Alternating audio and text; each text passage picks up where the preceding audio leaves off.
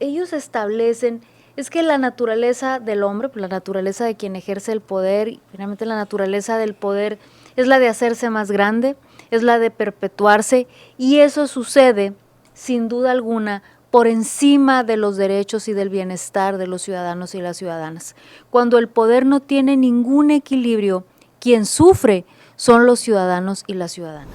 Cuando hablamos del constitucionalismo moderno, siempre vamos a hablar de dos cosas: derechos humanos y definición de la estructura del Estado. Para poder entender la situación actual de la división de poderes, tendría yo que decir que sin la división de poderes, que va intrínseca a la independencia judicial, están en riesgo los derechos humanos. Sin duda alguna que sí. Y que estos dos pilares son lo que sustentan el Estado democrático. Es tirarle pedradas a la luna, esperar que los políticos no metan mano en una elección. Todo siempre se opera para que lleguen los que el Ejecutivo quiere que lleguen. Y a lo mejor por ahí negocian con la oposición, o antes, ¿no? Negociar esto, no negocian nada. No, ¿por qué el desencanto del ciudadano? Porque la democracia no vino acompañada necesariamente de todas estas promesas de desarrollo económico, de transparencia e integridad, y al no venir acompañado de eso, el ciudadano dice, bueno, pues si la democracia no me da eso, entonces no es necesariamente algo que yo deba defender y valorar. Siempre se ha hecho, hoy lo hacen. Así como sucedió en la elección del Poder Judicial. Sin simulación. Sucedió, nada más que las formas son diferentes. ¿Por qué? Sucedió exponenciado y con cinismo. Porque tiene una gran mayoría. Si el PAN, el que me ponga, tuviera esa abrumadora como lo tiene ahora, por favor, ni de dudar lo que hubieran hecho lo mismo.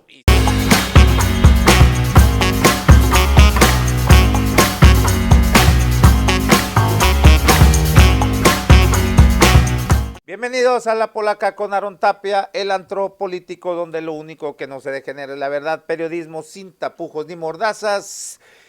Síganos en nuestras redes sociales, suscríbase a mi canal de YouTube, Aarón Tapia, dele click a la campanita para que les notifique los videos que subimos a diario.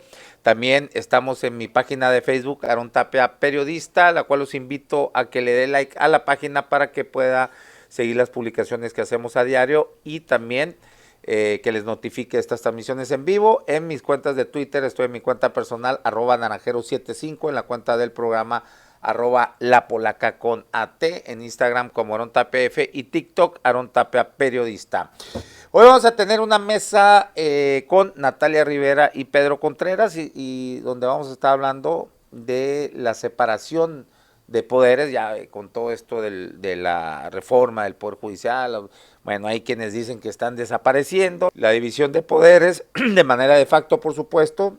El legislativo, pues claro, con una gran mayoría del mismo partido del Poder Ejecutivo, y ahora pues muchos acusan esto de que la elección, que pues, el 88% de los que venían ahí en los acordeones llega al Poder Judicial, y entonces ahora se empieza a hablar mucho de la división de poderes, y aseguran muchos que bueno, esas fronteras se están desdibujando, y entonces vamos a hablar de la división de poderes, la razón del por qué, y como organización del Estado, y lo que tenga que ver con la protección de derechos humanos y muchas cosas más. Bueno, gracias por estar aquí, bienvenidos. La separación de poderes, la división de poderes, se están desdibujando, Natalia Rivera, de manera de facto. Antes que nada, yo pues muy reconocida y muy honrada de compartir la mesa con Pedro, que además es abogado, así que bueno, yo estoy en administración pública, así que mi perspectiva y mi mirada será desde la administración pública, desde las políticas públicas y desde la política. Finalmente yo soy política. Yo no creo tanto que sea algo como una separación o una división de poderes, sino sí como un equilibrio de poderes.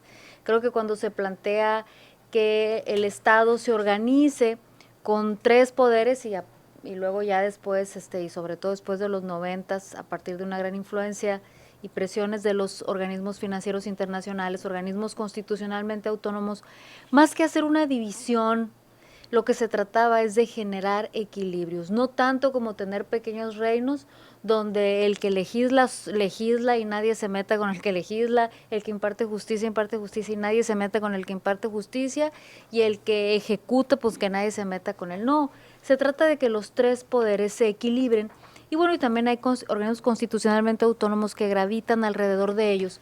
¿Qué propósito tiene cuando tú lees las reflexiones que hacía Montesquieu, Rousseau, John Locke, lo que ellos establecen es que la naturaleza del hombre, la naturaleza de quien ejerce el poder, y finalmente la naturaleza del poder es la de hacerse más grande, es la de perpetuarse, y eso sucede, sin duda alguna, por encima de los derechos y del bienestar de los ciudadanos y las ciudadanas.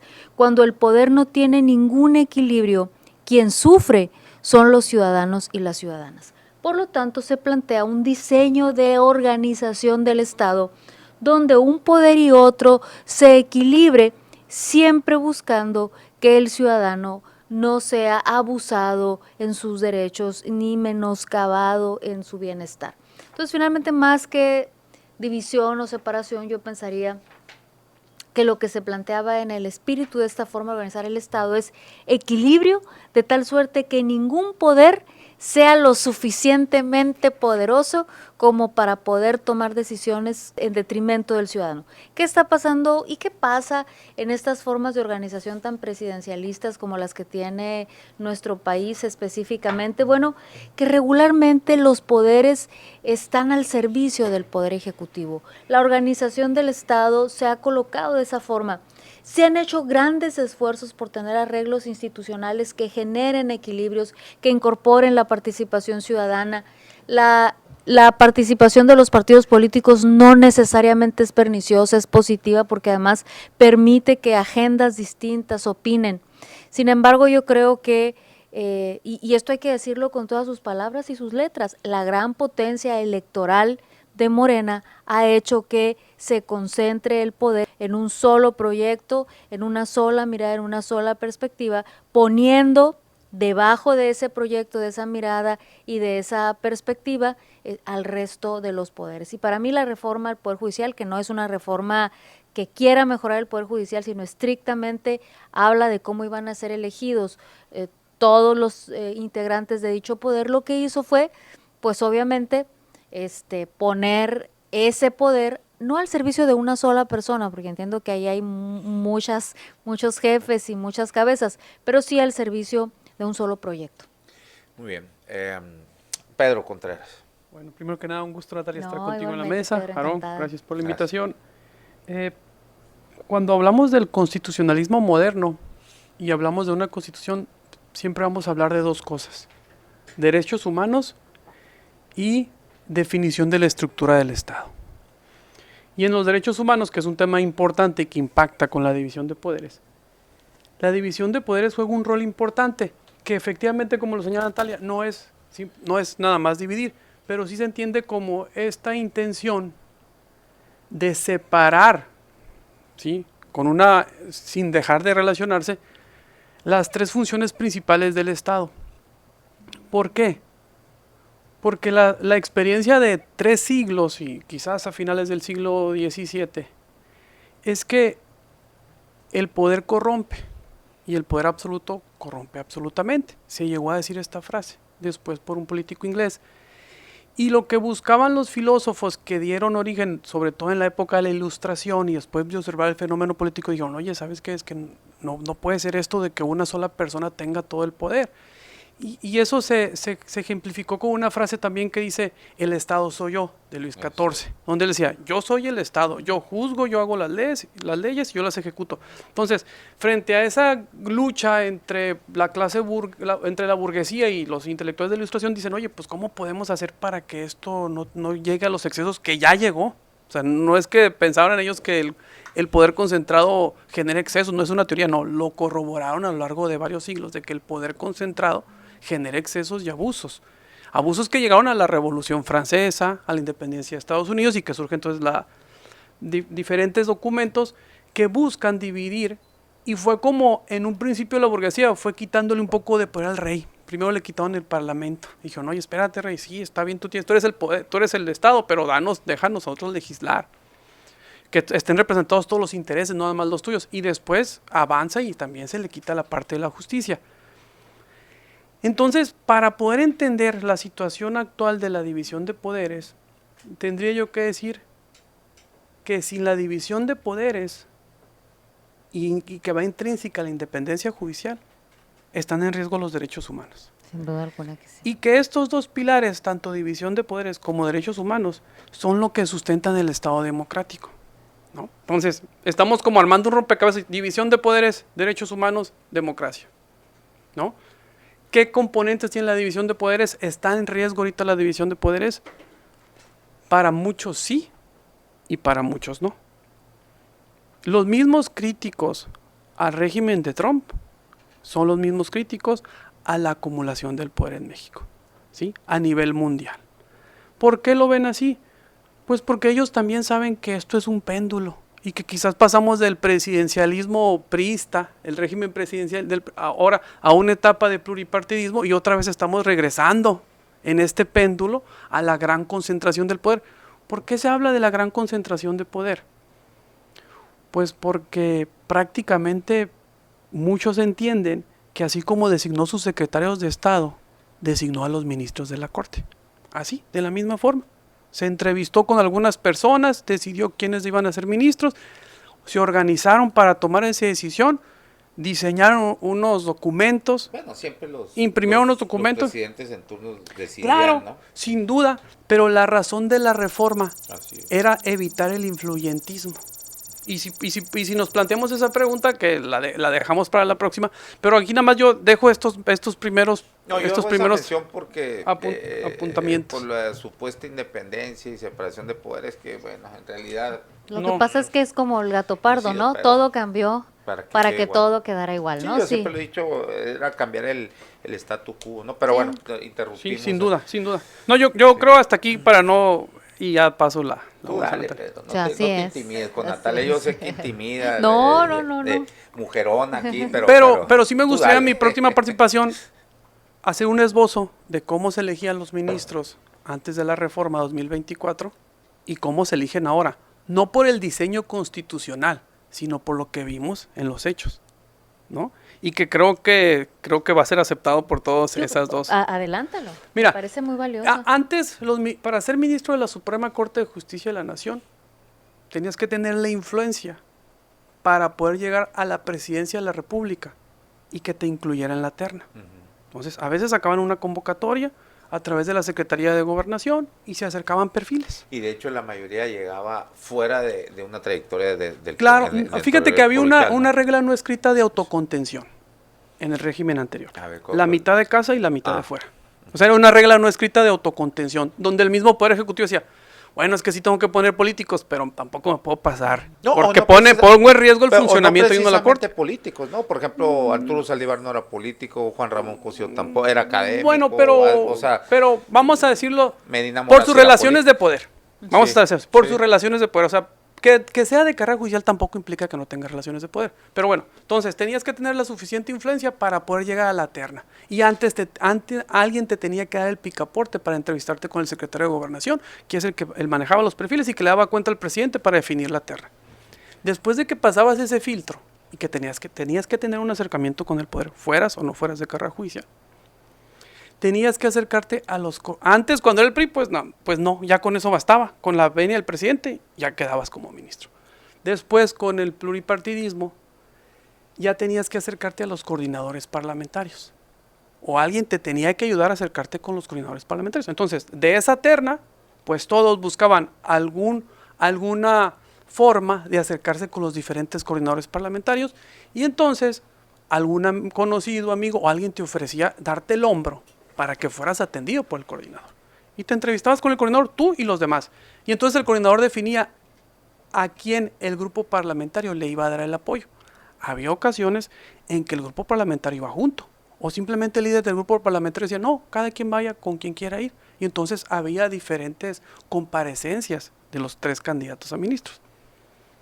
Obviamente, lo que se trataba de buscar acá eran perfiles, ya con la transición política y con el pluripartismo, que no desencantaran a alguno de ellos o que pudieran ser perfiles que pudieran tener una buena comunicación con los tres grupos políticos, que en ese tiempo era el PRD, ¿no? El PAN y el PRI.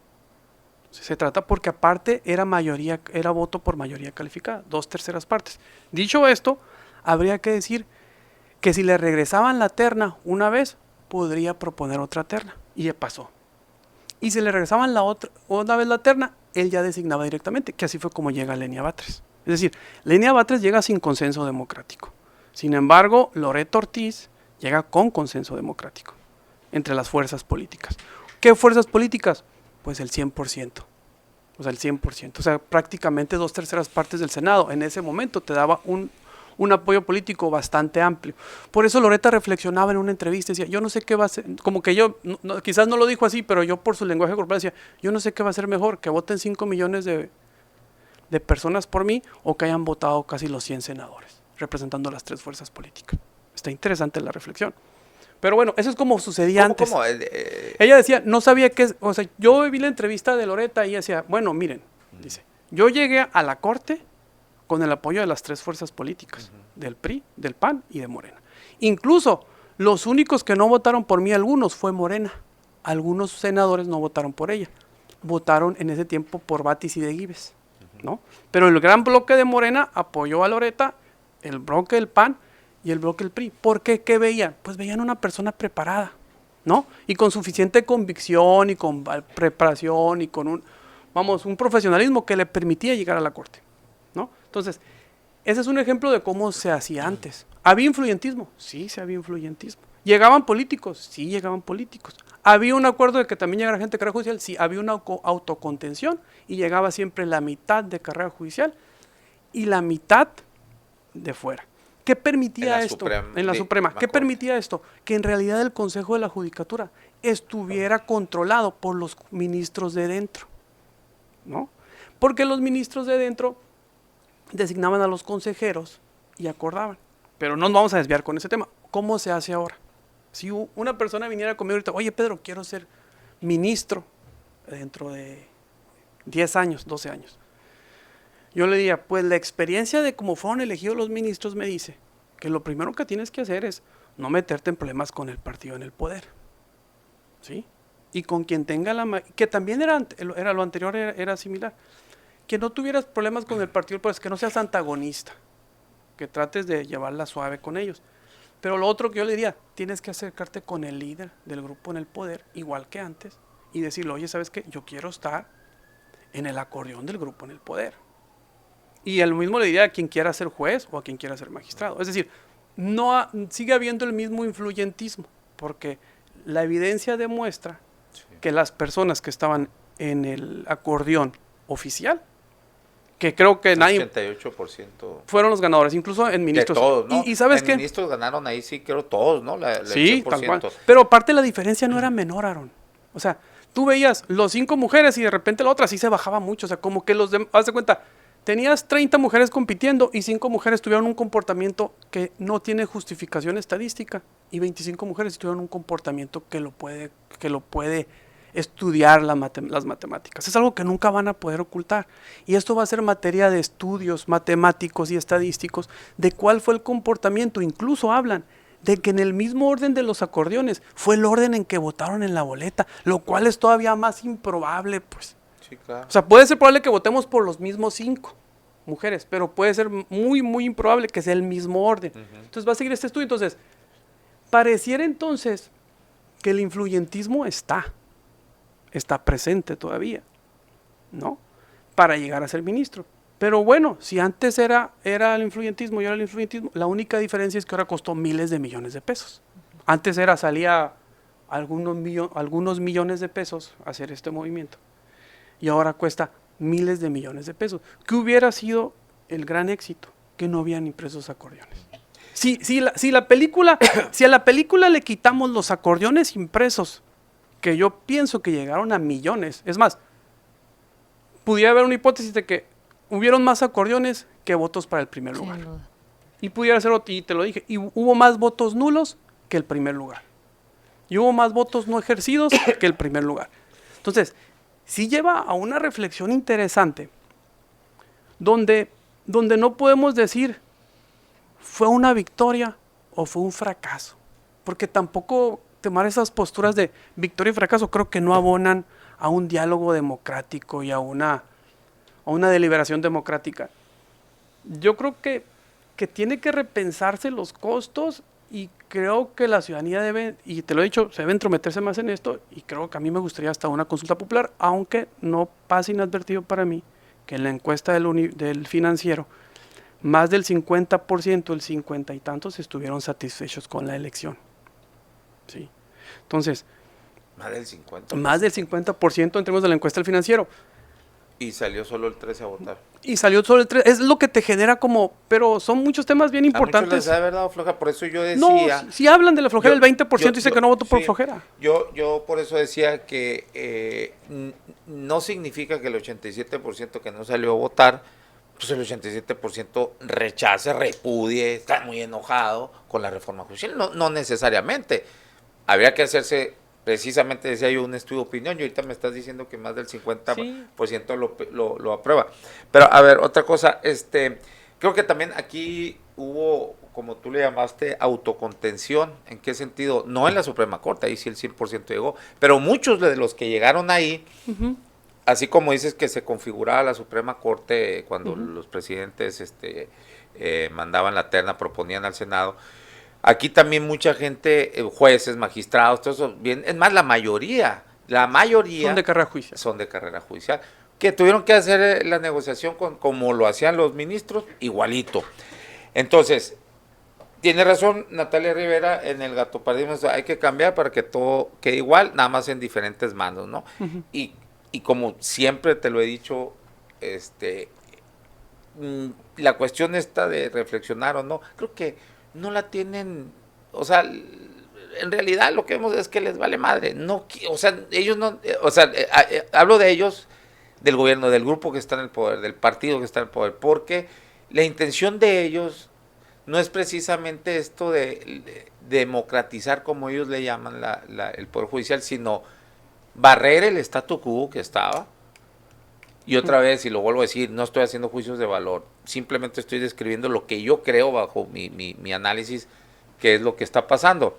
Barré con el Poder Judicial anterior, que había buenos elementos, malos elementos, que había corrupción, que por supuesto. Que era necesario. Lo que sí todo el mundo coincide con una reforma, ¿no? Y entonces ellos, ahora que se ocupe pues otro statu quo de esto, ¿no?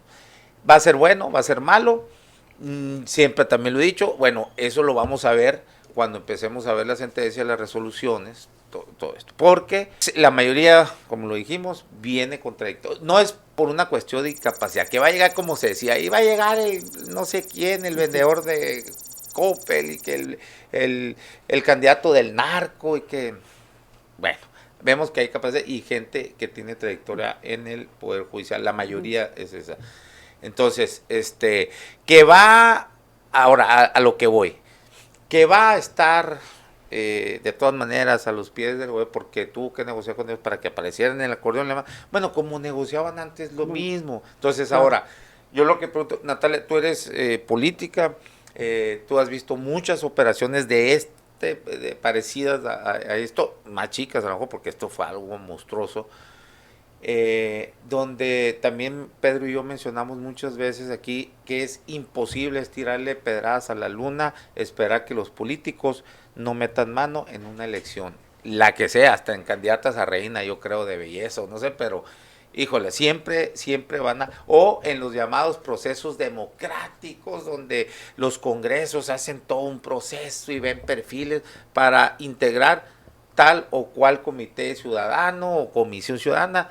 Mentiras, todo siempre se opera para que lleguen los que el Ejecutivo quiere que lleguen. Y a lo mejor por ahí negocian con la oposición, o antes, ¿no? Negociar esto, no negocian nada. Hay uno que llegara por ahí. Pero bueno, a final de cuentas, todo era enfocado y sigue siendo de manera vertical lo que quiere el Ejecutivo. Y ya cierro, Natalia. Y yo siempre he dicho que esto no va a cambiar mientras sigamos teniendo este sistema presidencialista, porque el Ejecutivo es el que maneja los presupuestos y desde ahí, y las policías, la fuerza pública, aunque digan que es autónoma, entonces desde ahí creo que esto, por más que cambien las constitución y que pongan reglas y que autónomos, independientes, no hay cómo, ya lo hemos visto una y otra vez y se vuelve a repetir. No sé qué opines de esto. Mira, Bueno, porque con esto voy que esa división de poderes siempre ha sido como muy endeble, como que casi borrada las fronteras de esa división, pues en la realidad estoy hablando, ¿no? mira, yo te diría algo ahí muy relevante y voy a disentir y voy a estar en acuerdo. Disiento en que han estado muy borradas o que han estado muy borradas en cierto ámbito, pero hay otro ámbito en el que no. Y voy a hablar del ámbito de las políticas públicas. El Poder Judicial ha obligado, y el abogado lo sabe, en muchas resoluciones al Poder Ejecutivo ¿a qué?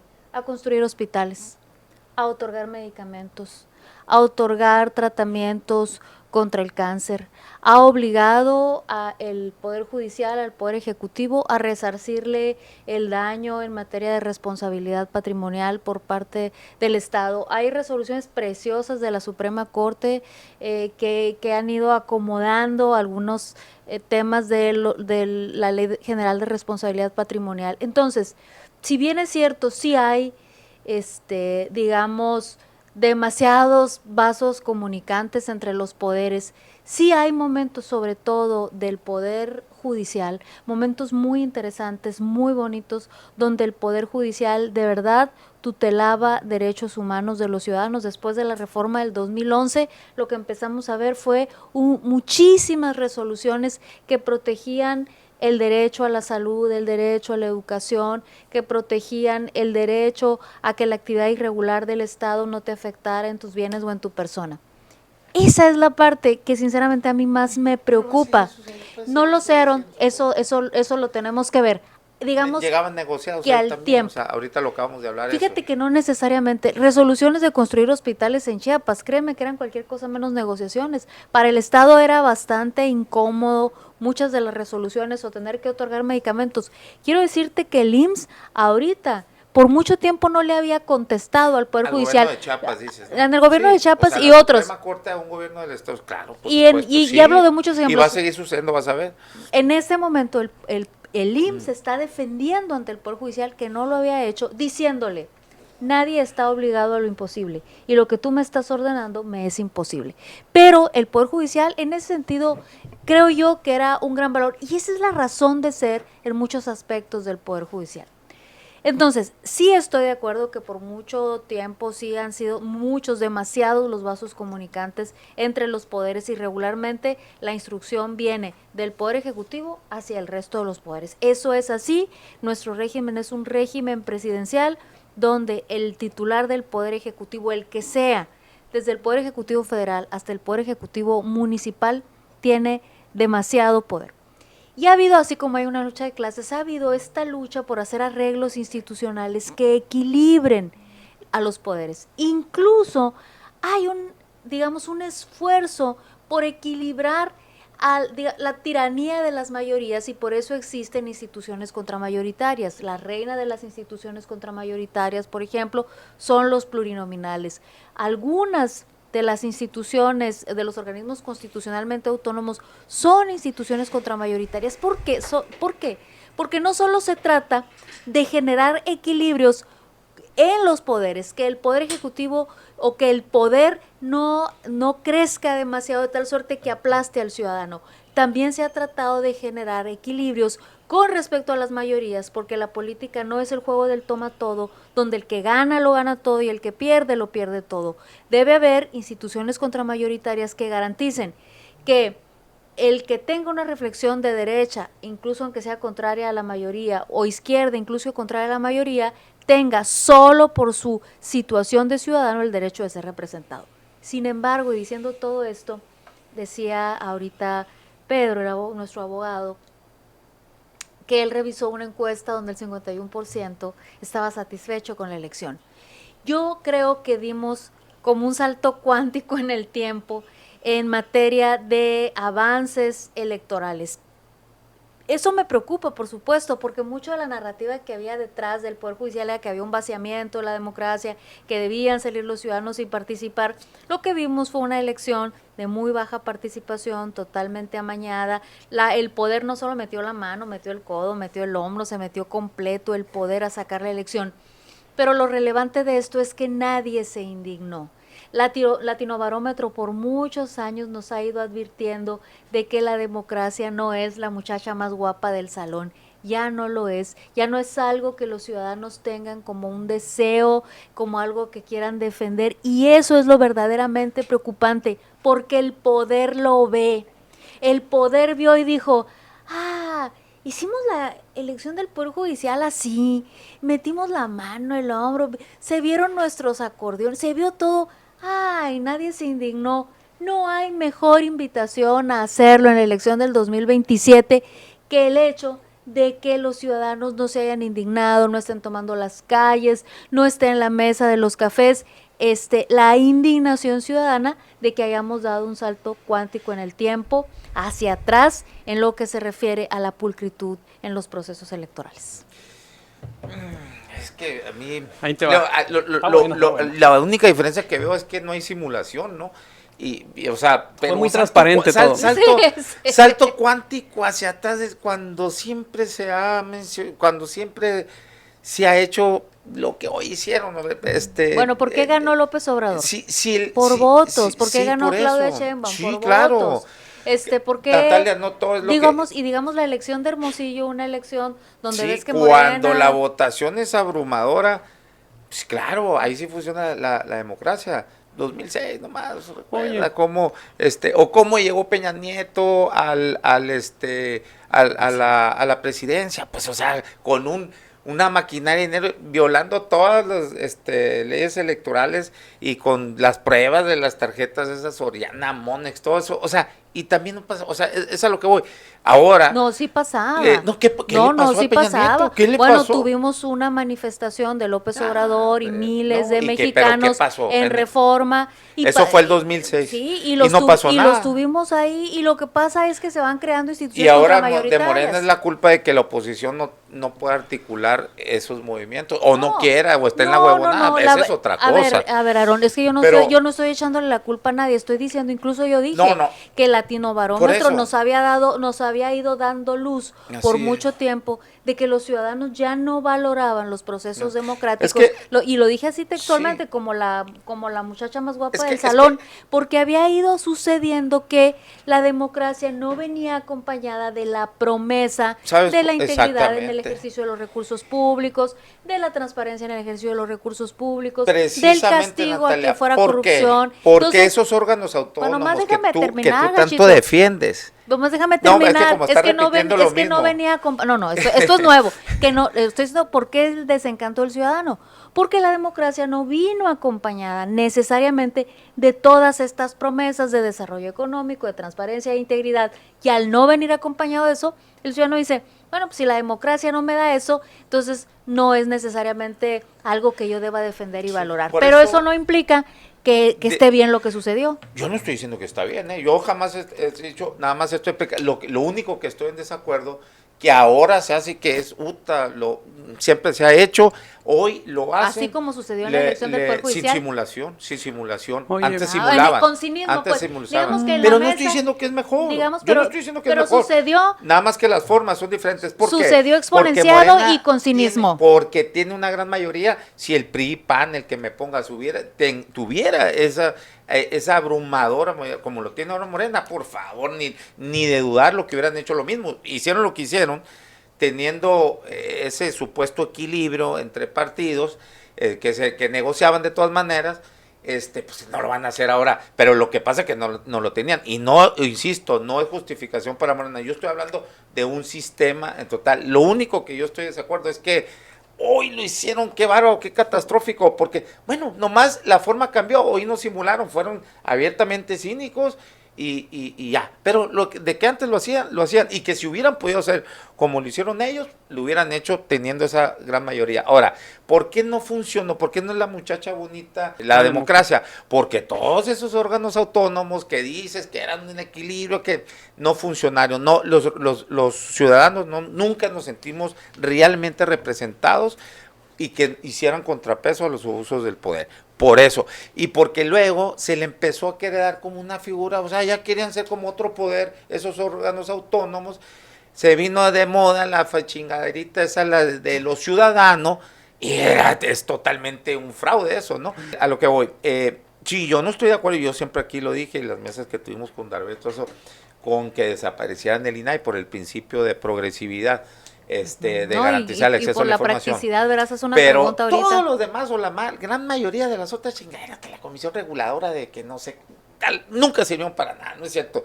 Y lo otro es el Poder Judicial, lo que tú hablabas, ya terminó, pero ya para lo que tú hablas. Sí, Es la mesa pendenciera hoy. sí, aún la Suprema Corte, entonces a un Estado le iban a poner esto, pero jamás, por lo menos desde que Zedillo reconfiguró la Suprema Corte, no, y antes mucho menos, pues todo era PRI, estaba todo conectado, pero jamás le dieron una acción de inconstitucionalidad para una suspensión de alguna política pública que fuera fundamental para el Ejecutivo en turno, para el presidente en turno.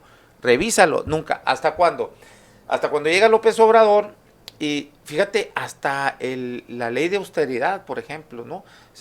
Porque yo en mi análisis asumo esto, porque llega otro statu quo, no antisistema, porque sigue siendo el mismo sistema, pero es otra clase política, otro grupo, pues el que llega al poder, y entonces ya el poder político, el económico y el mediático y el judicial, que todos estaban así como unidos, pues ya quedan por separado. Y ahora están ¿no? unidos.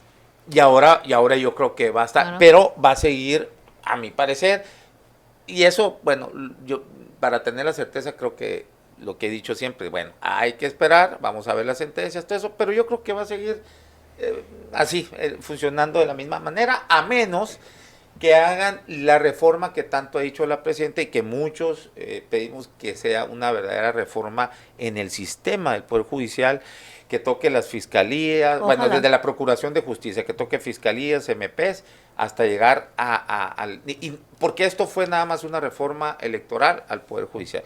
Eso es lo que, pero bueno, Pedro, a ver. Oye, bueno, Mete paz, mete sosiego en la Latino mesa. Barómetro, publicadito ahorita. Dice, en el año 2024 nos sorprende con un aumento de 4 puntos porcentuales de apoyo a la democracia, llegando al 52%, un récord de expectativas económicas personales positivas, un aumento en el apoyo a la economía y mercado, a la vez que mucho ahínco enseñará las falencias de la región que la región no ha alcanzado. Pero se acaban 4 décadas donde venía en declive la democracia, y por eso le llaman este informe le llaman la democracia resiliente. Ahora, más del 50% apoyó o señala que la elección fue decorosa. Yo te diría que, y estamos hablando de poder, cuando hablamos de la división de poderes, que hay 4 poderes: el poder económico, el poder ideológico, ¿no?, el poder político y el poder militar. Son los 4 poderes. Entonces el poder ideológico ahorita está muy fuerte con Morena, ¿no? Y es entendible que frente a ese poder ideológico que ahorita tienen, porque lo tienen, hay que reconocerlo, a través de estos famosos programas, ¿no?, de personas que pues maximizan todo lo que hace el gobierno y minimizan todo lo que no hace el gobierno. Es decir, muchos de ellos maximizan sus logros y minimizan sus fallas, porque hay que reconocerlo.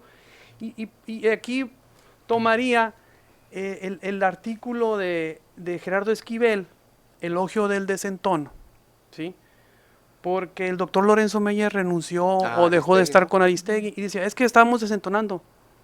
Y le dice Gerardo, pues ¿de qué se trata? De nada más elogiar al poder. O sea, la crítica no es válida. Los argumentos no son válidos. Y mira. Entonces, me pareció muy triste porque yo...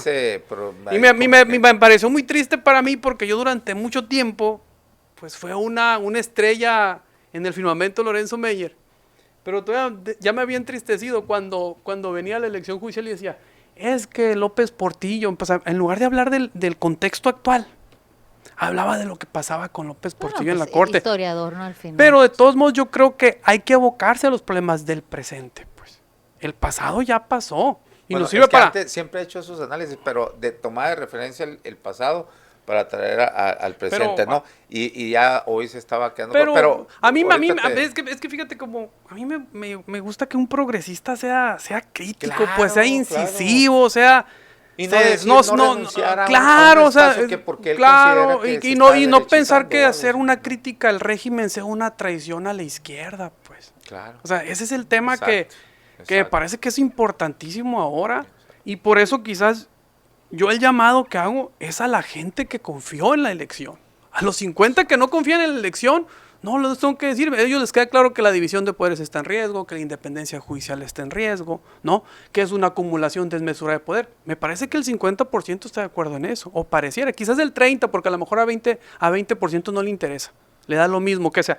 Pero yo diría que el 50% que apoyó la elección, muchos de ellos quizás fueron víctimas de la infocracia, ¿sí? Fue tanta la información, fue tanto lo que le dieron, que ya la gente no tiene como un momento de reflexión y tranquilidad para decir qué es lo que, o sea, se ve rebasada por tanta información y es información. ¿Y cómo la ves? Pues está bien, ¿no?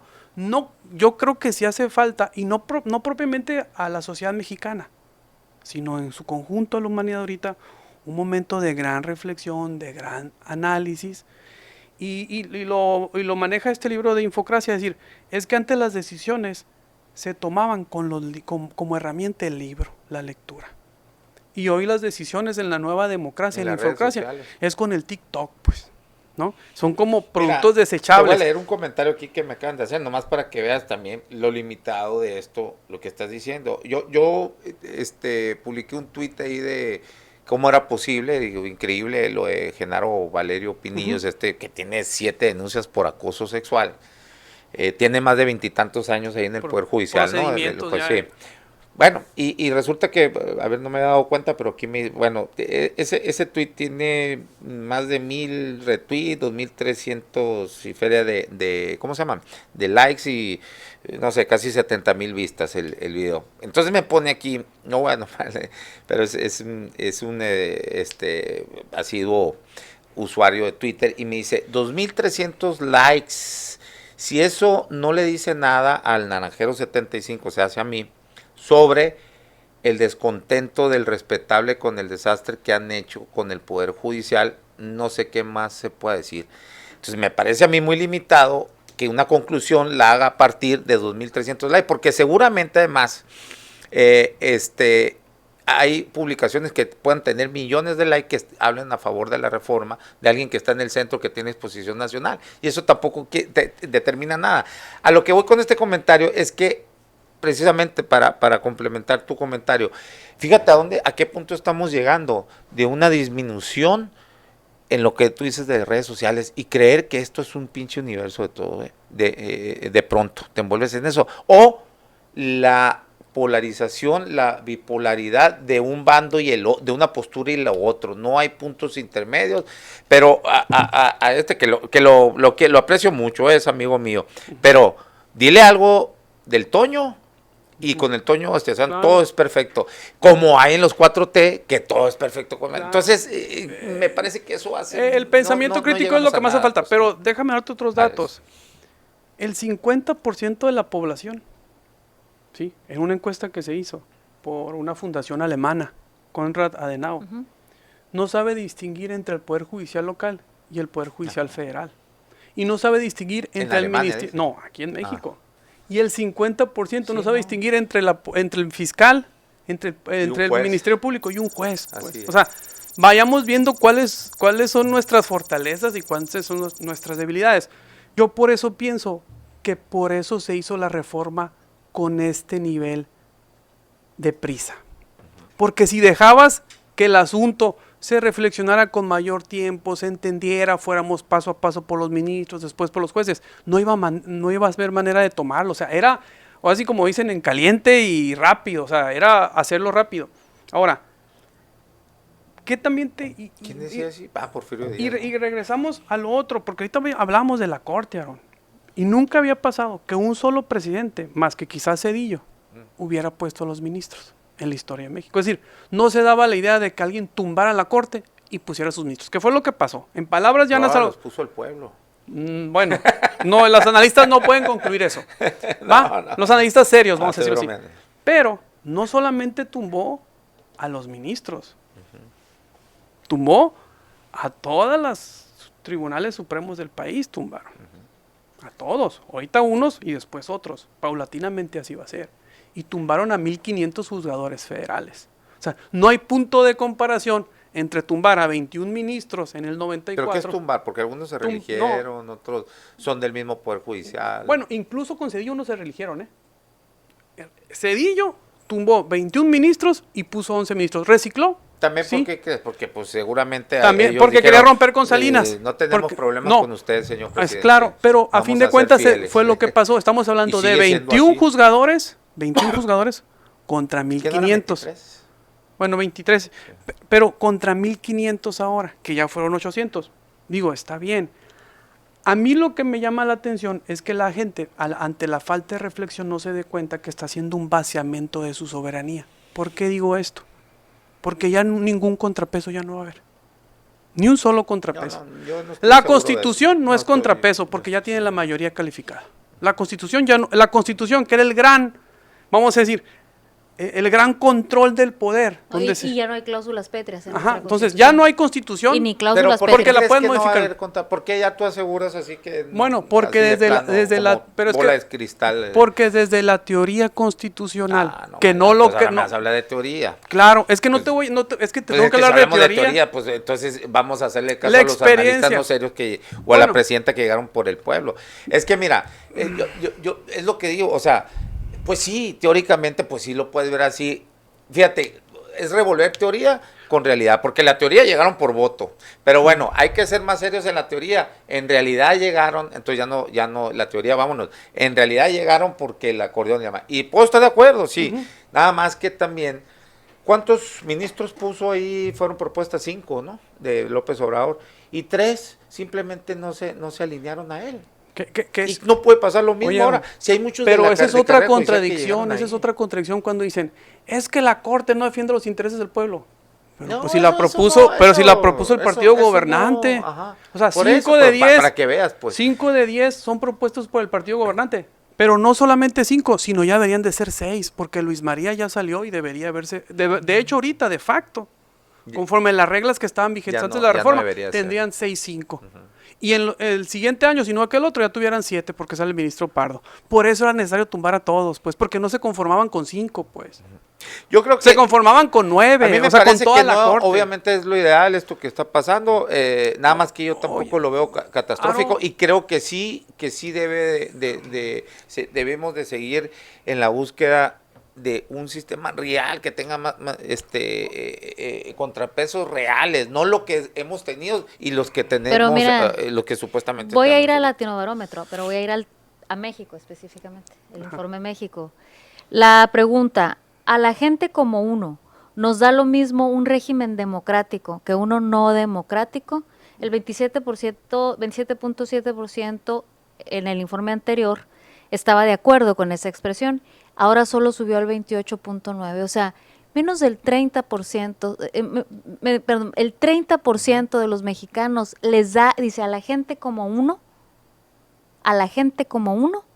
le da igual un régimen democrático que uno no democrático. eso- Entonces tienes un 30% de la población que se siente representada en la frase de a mí me da igual un régimen democrático o un régimen no democrático. Incluso a la pregunta, en algunas circunstancias un gobierno autoritario puede ser preferible a uno democrático, subió del 33.2 al 34.7. Nuestra democracia en México no es tan resiliente todavía, ¿Y te ¿no? parece catastrófico? Digo, Me- porque no, de repente a la no, Aarón, democracia se me le ha- parece, se le- me ¿cómo se dice? parece que Se le explica, idealiza. me parece que explica mucho de lo que estamos viviendo. Me parece Pero hace preocupante. rato que- Claro, que- yo justo dije eso, Ajá. que tiene tiempo Latinobarómetro dándonos indicadores en ese Relajante. sentido. Quiero decir, es preocupante, claro, porque quisiéramos una sociedad enamorada de la democracia, defensora de las instituciones democráticas, claro que lo quisiéramos, pero lo que podemos observar es a una sociedad desencantada de las promesas de la democracia, cuando la democracia llega, digamos, venía acompañada de promesas que no se cumplieron y lo que observamos es esa sociedad. Por lo tanto, por esa razón, cuando se desaparecen muchas instituciones contramayoritarias, organismos, estos organismos constitucionalmente autónomos, efectivamente, no hubo una ciudadanía que saliera a defenderlos. Al ISTAI, al INAI, nadie salió a defenderlos de la ciudadanía, no salieron a las calles. Han sido pocas las instituciones constitucionalmente autónomas o digamos contramayoritarias que sí han convocado a los ciudadanos a la calle. Específicamente sería el INE, habría que ver si la Comisión de Derechos Humanos, yo pensaría que sí. Pero mucho de eso lo explica que todo lo que pasó en la elección del Poder Judicial y no exista una indignación generalizada. Yo lo que veo es digamos, esta preocupación y que creo que quienes estamos en el circuito político sí debemos tener muy claro que tenemos una corresponsabilidad en este proceso. Fíjate que yo platicaba con un morenista de corazón, fundador y todo. Me decía, Pedro, es que nosotros ya no sabemos, yo concluía con lo que él me señalaba, es que ya no sé quién me la hizo, sino quién me la va a pagar. ¿Quién te decía? Me decía un morenista. Porque son tantos, y no un morenista de la burocracia, no, un morenista ideológico. Decía, es que fueron tantos los agravios a lo largo de muchos años que lo que queremos es que alguien nos pague la factura, porque Pero sentimos que la factura porque la factura todavía no se ha pagado. Y entonces yo veía que él todavía tiene desesperación por el cambio, o sea, como que siente que el cambio todavía no le ha dado lo que él quería que le diera, pues. Y él piensa y pensamos quizás algunos, que vamos a darle el Congreso a la mayoría absoluta para ver si ya con eso hay cambios. Y vamos a darle la Corte a ver si hay cambios. Quizás eso es lo que está buscando la gente. Yo sí veo, Aarón, o sea, más allá de las intenciones de los huesos y todo eso, sí veo que mucha gente, porque creo que lo hacen convencidos cuando he hablado con ellos, es que sí me dicen, Pedro, es que olvídate, hay tantos agravios acumulados a lo largo de tantos años, yo me siento con un agravio y que siento que el agravio todavía sigue vigente y yo quiero cambio, ¿no? Eso es como yo quiero cambio y ya le di la mayoría absoluta del Congreso y ahora le voy a dar el Poder Judicial. Eso es un poco lo que yo veo en el ámbito de por qué la gente, pero lo otro, no nos tiene que sorprender, el 52% de las personas en México aprueban al gobierno.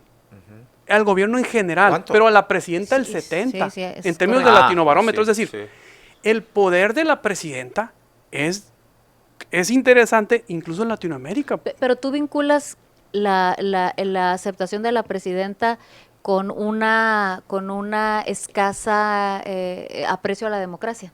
Los juntas. Al contrario, yo puedo hacer un análisis y decir, en México, a diferencia de toda Latinoamérica, porque somos un caso, vamos a decir, de éxito democrático por ese lado, es que las personas sí confían mucho en su presidente y la apoyan. Entonces, para mí, si la gente votó por ella y sigue en el gobierno y la sigue apoyando la gente, me parece que eso es un éxito democrático porque tiene el respaldo de la población. ¿Sí? O sea, la presidencia tiene el respaldo de la población ahorita. En términos de Latinobarómetro, más del 70%. Y esa fue la diferencia con el Poder Judicial. ¿Sí? O sea, el Poder Judicial se quedó igual que el PRI y el PAN en su imagen pública. Y de repente la presidenta, no el Congreso, no, porque el Congreso realmente está incluso por debajo del Poder Judicial, pero la presidenta sí se fue hasta arriba. Ahora, esta encuesta fue todavía con el presidente anterior, pero me parece que sigue capitalizando la imagen pública de la presidenta. Ahora, lo que me llama la atención es que en México, ¿en dónde estaba? Si la presidenta estaba en el 70%, ¿en dónde está el Poder Judicial? ¿No? Y el Poder Judicial ahorita está en el 35% en México.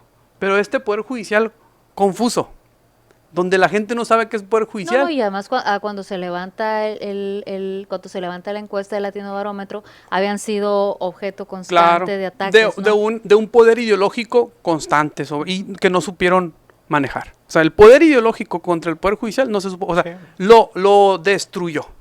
¿Va? Fue ahí donde se perdió la contienda. Ahora, entonces México tiene el 35% de aceptación en el Poder Judicial. Este Poder Judicial, que no sabemos qué es, o lo que el encuestado no sabe si es el Poder Judicial local, el juez civil, el juez familiar, el Ministerio Público, el de barandilla, el Ministerio Público, el Poder... Pero tomamos el modelo de Bolivia. Y todos se preguntan, bueno, si tomamos el modelo de Bolivia, es que el Poder Judicial de Bolivia está en un mayor nivel de confianza de la ciudadanía. ¿Qué porcentaje? Tiene el 13% de confianza Bolivia, Qué interesante. ¿no? O sea, menos que el de aquí. 13%, o sea, Una estamos tercera yendo, parte que el de yendo a aquí. un modelo donde el 13% confía en el Poder Judicial, que quizás haya mucha ignorancia también en que no sepan que es, pero bueno, estamos comparando con lo mismo. Que es parecido, ¿no? Es más grande aquí porque aquí No, son todos lo los que cargos pasa de es que juzgador lo los que pasa es que allá es que son, Bolivia, pero es que Bolivia no dio golpe de estado.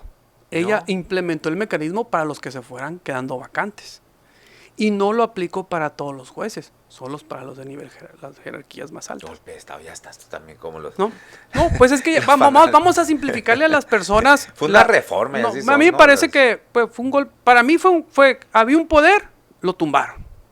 Pues ahí sí sigue estando el poder, ¿no? Bueno, a las personas que lo integraban es Ya como te cuando corrieron, a ti te es quitaron. como golpe de Estado, golpe al Poder Judicial hubiera sido que a todos, a ti, a todos, los administrativos, todos los hubieran... Fíjate que cuando los militares Hubo una reforma donde se votó por los juzgadores y está el 40%, todavía sí, ni fíjate es el 100. que cuando dieron el golpe a los militares Allende, pues ahí siguió el Poder Ejecutivo, nada más que después el Poder Ejecutivo y quizás hayan reciclado también algunos secretarios de Estado, pero fue un golpe de Estado.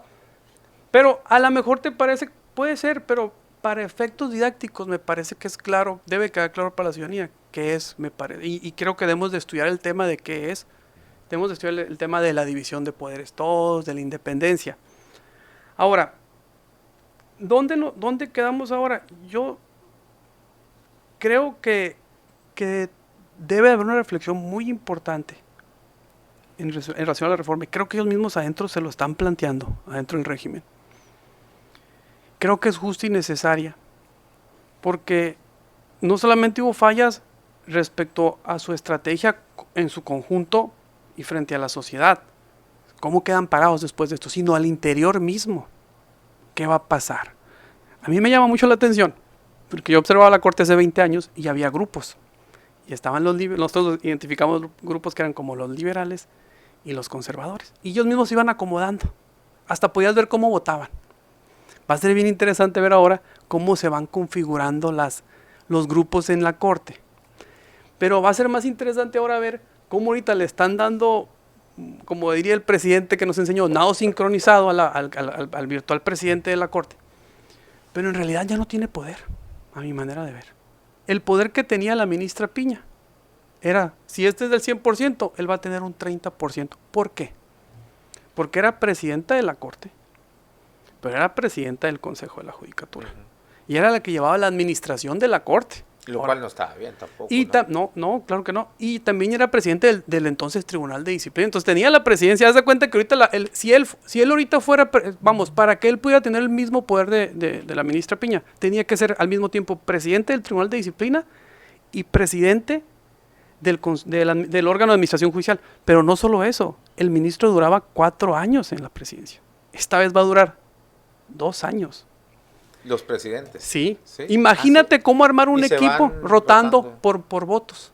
Ya no van a negociar con los demás. Ya no tienes con qué negociar. Porque ¿cómo se hacía antes esto? Cuando se iba a votar al presidente de la Corte. Pues había unas negociaciones al interior de la Corte. Y dice, oye, quiero ser presidente. Ah, bueno, ¿y cuál es tu proyecto? ¿En qué me beneficia a mí tu proyecto? O tú eres presidente, pero yo a la otra tú me apoyas y yo te apoyo. Ahora, ¿cuál es la negociación? No hay ninguna. ¿Qué necesidad tiene alguien de apoyar al presidente en su gestión? Ninguna.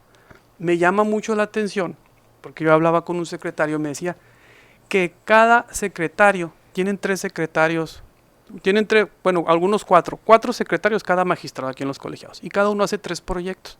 El chiste es que cada magistrado, que son 3, presenta para la sesión 12 proyectos. Estudian 36 asuntos los 3 magistrados y los sesionan un día a la semana. Y yo estaba pensando con otros amigos de la Corte platicando, ¿qué va a pasar en la Corte? ¿Cuántos van a sesionar? ¿Cómo le van a hacer? ¿No? Y me decían, no hombre, la cosa está bien interesante porque en parte es gente que no tiene experiencia en sesionar. Y me llama mucho la atención unas, ¿no? Ahí las ministras, las que quizás la que ha sido más exitosa es Yasmín Esquivel en números. Creo que es la ponencia que menos rezago tiene ahorita. Las demás no tanto. ¿Sí? Y eso va a ser, bueno, entonces, ¿qué va a pasar? ¿Cuáles van a ser los liderazgos al interior de la Corte? Los reales, no la votación, porque el liderazgo te lo ganas con tus decisiones, no con el voto. El liderazgo de un jurista no se gana con votos. Ese también es un tema así medio complicado. ¿No, lo ganas con tus resoluciones. Y en la primera entrevista del ministro me llamó mucho la atención. ¿Qué ministro? Ministro electo presidente, Hugo Isaac. Y me llamó mucho la atención porque decía, vamos a escuchar a todos. Y yo decía, caramba, pues si esto no es un órgano deliberativo, es un órgano decisorio. Decía yo, como que no es eso lo que se tiene que hacer. Y lo decía, y vamos a mejorar las defensorías. Y yo le dije, caramba, pues si la defensoría ya no es su competencia, ¿no? Entonces, tú veías cómo de repente ellos querían adelantarse a las cosas. Y hasta ahorita como que yo te diría, viendo sus entrevistas, como que no me está gustando mucho cómo se está comportando. O sea, las primeras pinceladas que está dando. Pero lo vamos a ir viendo. Es interesante que haya quedado gran porcentaje del Poder Judicial de la Federación. La verdad, para serte honesto, la cosa está bien complicada al interior ahorita. Sí, claro. Muy complicada. No, pero no, ¿sabes por qué está complicada? Porque muchos ya renunciaron, ¿eh? Y muchos órganos jurisdiccionales están acéfalos. Sí, van a, cuando lleguen, como lo dijo la propia Loretta Ortiz, van a tener un rezago enorme. Conclusión, habló más que el ruso ahora. No, pero muy encontramos a bien. alguien No, súper que habló más interesante. que el ruso. Encantada de El ruso no compartirme es tanto. No. El Con ruso aquí con- no habla cosas interesantes. No, también, cómo no. Además, aquí está, No, lo está tenemos bien. de audiencia. Bueno, conclusiones, Natalia. Conclusión es que desde mi perspectiva, más que división de poderes, lo que se ha buscado en este diseño de esa forma que se organiza el Estado es un equilibrio entre los poderes. Si bien es cierto, hay una división de funciones, cada quien tiene las funciones que la Constitución les señala, ¿no? Sus propias atribuciones y facultades. Lo que sí es cierto es que el espíritu original es un espíritu de equilibrio para que ningún poder crezca tanto que aplaste los derechos de los ciudadanos, porque la naturaleza del poder, y eso no solo hace 4 siglos, hace mucho más. Uno lee el Eclesiastés, ¿no? Que tiene miles de años, y lo que observas es la misma naturaleza del hombre, ¿no? Decía León Felipe en su poema, los Humana, mismos, ¿cómo ¿no? que del hombre? Sí, de la persona, pues decía, ¿quién no lee un libro de historia y se encuentra los mismos tiranos, las mismas cadenas, Así es. los mismos errores, las mismas condenas? Bueno, dicho eso, es que de eso se trataba. Y se fue como haciendo cada vez más complejo porque pues obviamente la naturaleza del poder lo que hace es cooptar, por eso los órganos constitucionalmente autónomos. Ese es el propósito, generar equilibrios a favor de evitar un poder que pueda aplastar los derechos de los ciudadanos.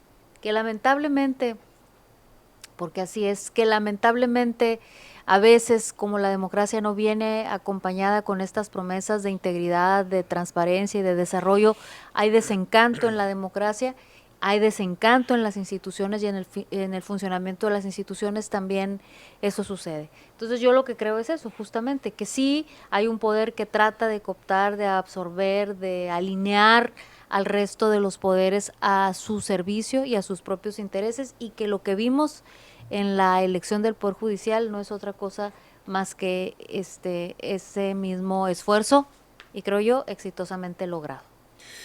Bueno, pues sí, dicen el ser humano por naturaleza no es democrático, sino un tirano, pero se pone por un avance más cultural que de especie, de características propias de nuestra especie, pues se ha puesto las barreras de las instituciones, ¿no? Pues Entonces, ese es el pacto social, ¿no? Es el pacto y Hobbes social. lo decía, el hombre es el Así lobo es. del hombre, y como nuestra tendencia es a destruirnos, necesitamos pues no ceder un poco de nuestra libertad, hacer este pacto invisible y la soberanía personal someterla a la soberanía común. Bien, bueno, yo nomás también cierro con que ni veo la catástrofe, ni creo que tampoco haya una evolución en esto como lo dicen quienes inventaron toda esta reforma. Simplemente ahí coincido con lo que dijo anteriormente Natalia, el gatopardismo de que cambia todo para que quede igual. Y creo que sí debemos de seguir en la búsqueda de tener mucho mejores instituciones, una división de poderes más marcada. Y sí, bueno, es más, creo que deberíamos de entrar al estudio ya más profundo si esta división de poderes realmente nos sirve y pueda ser algún día, porque nunca lo ha sido, una verdadera, las fronteras bien dibujaditas, y si no, pues hay otros sistemas que por ahí también han estado, como el parlamentario, como otros sistemas que bueno, y siguen siendo sistemas democráticos. Y también lo otro es estudiar si la democracia realmente es lo que se nos ha metido en la cabeza como una idealización, como que es el mejor sistema. Pues hay que entender eso, porque ya ves lo que dice el Latinobarómetro desde hace mucho tiempo que está caminando, es decir, que ya a la ciudadanía no le importa la democracia, si es democrático o no el país. Y eso es porque han visto que todas estas instituciones que supuestamente sirven como órganos, instituciones democráticas para la representación de la ciudadanía, pues resulta que nadie nos hemos sentido realmente representados, ¿no? Entonces, habría, yo creo que sí ir a una reflexión mucho más profunda, que lo veo muy complicado, porque digo, quien está en el poder y con todo este avasallamiento que tiene, como dices tú, ideológico que tienen ahorita esa gran mayoría, pues, y además tienen victorias electorales apabullantes, pues hijo de la fregada, eso hace mucho más complicado una reflexión a profundidad, ¿no? Pero ya entonces toca la parte de la ciudadanía, ¿no? Y también de la oposición, donde está, pues, ¿no? Pero que al final de cuentas mucho también la oposición ha demostrado que también, o sea, le encanta el mismo sistema, pues, porque cuando han estado en el poder, pues, no, es lo mismo, pues, y se sigue replicando, nada más que unos con más poder que otros. Por eso deben funcionar las instituciones y los equilibrios, porque el poder siempre tiene esa tentación. Yo propondría tanto a la oposición como a las barras de abogados y a los funcionarios del Poder Judicial que se haga una consulta popular en las próximas elecciones de 2027 y la gente decida, ya con la experiencia de haber tenido una elección y ya una segunda, si este es el modelo que debe seguirse utilizando, que es un poco lo que tú has planteado en el sentido de que, bueno, ya lo usamos, ya nos sirvió para lo que era, vamos a regresar a lo que antes funcionaba, ¿no? Las barras y todas esas cosas de asociación. Bueno. Todos están en el mismo sistema. Las barras estaban encabronadas porque los abogados tienen ya su modus operandi, donde tienen mucha negociación donde tienen juego con gente, jueces. Es que no, te sí, voy a poner pues, un ejemplo. Ese es el problema. Todo el mundo finge, todo el mundo simula. Ese es el problema. Los periodistas. Ha aumentado drásticamente las condenas por parte del Poder Judicial a los periodistas. Sí. No sé si vaya a seguir aumentando, porque cuando un periodista critica a un gobernador, lo que ya están agarrando como modus operandi es una denuncia por daño moral. Y ya algunos han logrado condenas hacia periodistas. Entonces, se ve interesante ver cómo se está comportando esta variable en la libertad de expresión y en otras áreas. Incluso las mismas barras de abogados que antes tenían un amparo como más desapegado al gobernador, ahora ya no lo van a tener, pues van a resentir ese cambio, realmente. Bueno, ahí está. Muchas gracias, Natalia muchas Rivera. Gracias, y gracias, Pedro Contreras. Gracias A todos ustedes por la conexión. Nos vemos y nos escuchamos mañana a la 1:00 p.m. acá en La Polaca con Aarón Tapia. Gracias.